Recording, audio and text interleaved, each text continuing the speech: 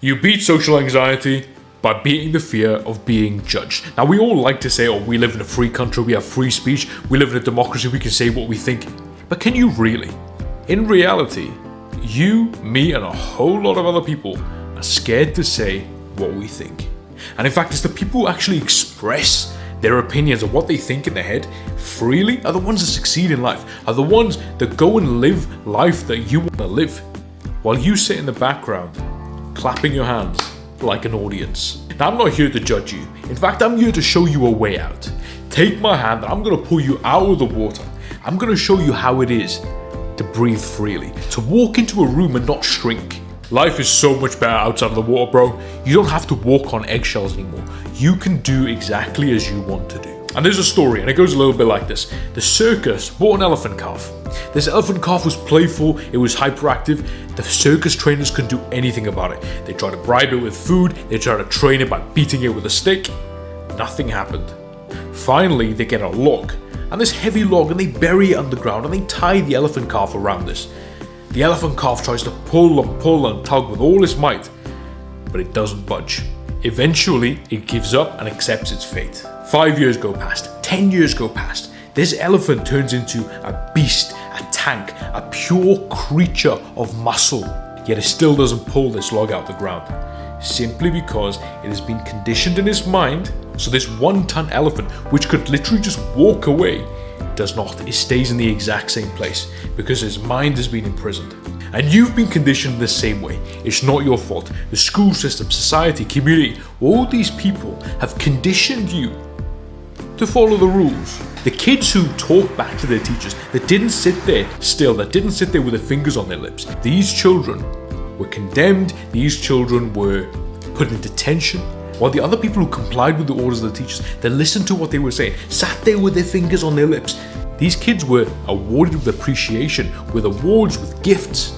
But in reality, who are the ones that win in life? They're the risk takers, they're the rule breakers. These are the people that live the life that we all want to live. Those kids who sat there with their fingers on their lips are still sitting there with their fingers on their lips, having boring friends, having boring lives, slowly dying on the inside. They may not admit it, but it's true. So I'm asking you again, do you want to break free? Do you want to live? If so, you gotta understand this. You are socially anxious because you're living your life for someone else, for someone else's frame, for someone else's appreciation, in someone else's rulebook. You need to start living for you. You need to start speaking for you. You need to start expressing yourself for you. You should talk because you have something to say, not because I want to ask other people questions and get to know them and make him my friend. What are you trying to do there? You're trying to manipulate someone. The more you try to pull someone, the more they're going to push you away.